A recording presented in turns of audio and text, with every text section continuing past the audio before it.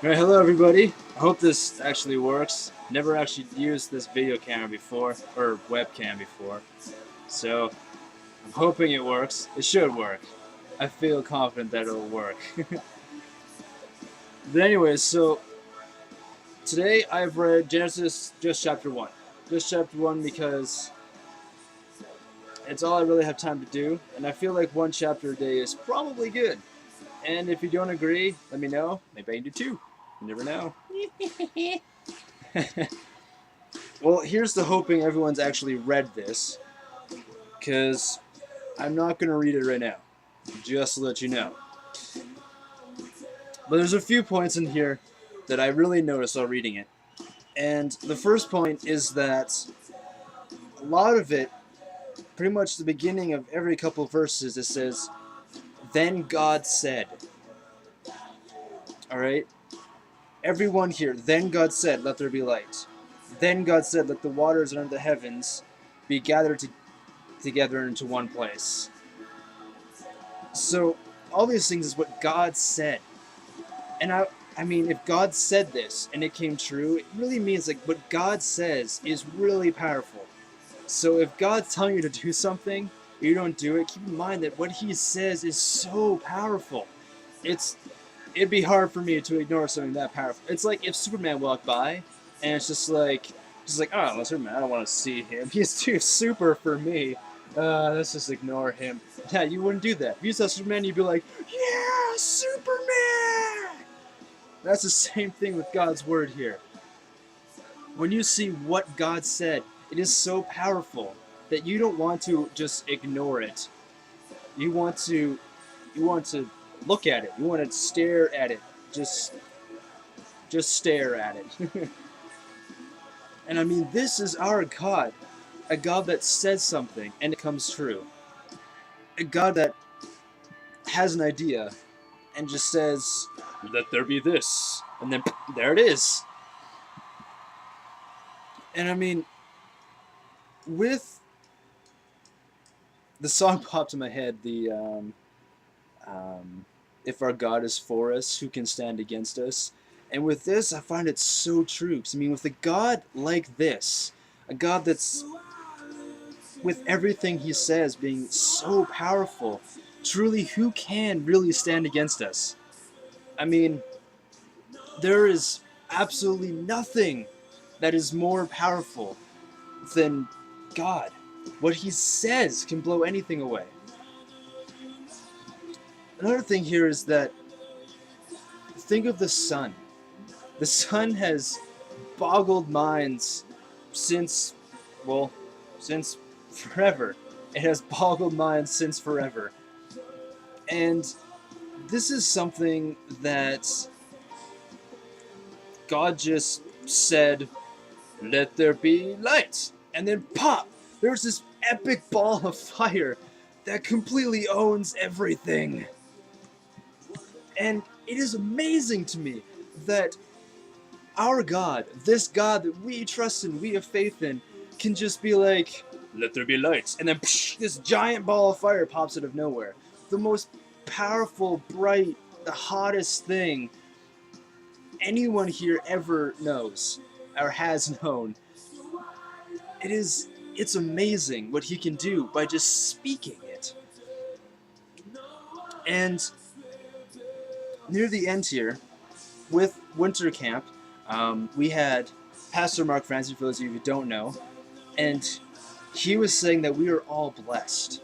No matter who we are, no matter what we've done, no matter what we've been through, we are all blessed. And right here in Genesis chapter 1, verse 28, I'll let you go there.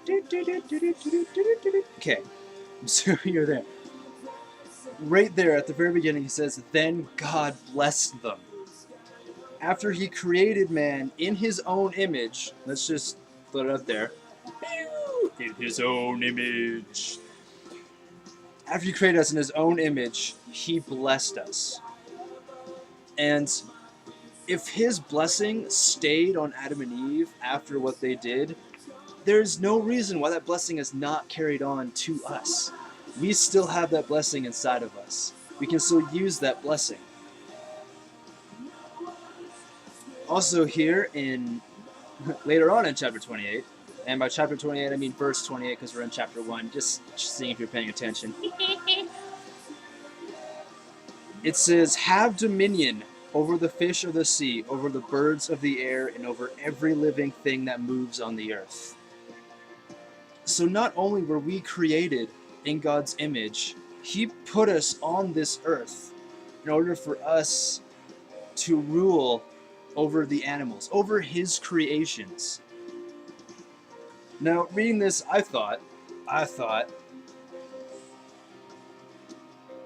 maybe God made us in His own image, which is true, but He did this so that we would have the power and the authority to have dominion over His creation. So not only are we just normal human beings, we are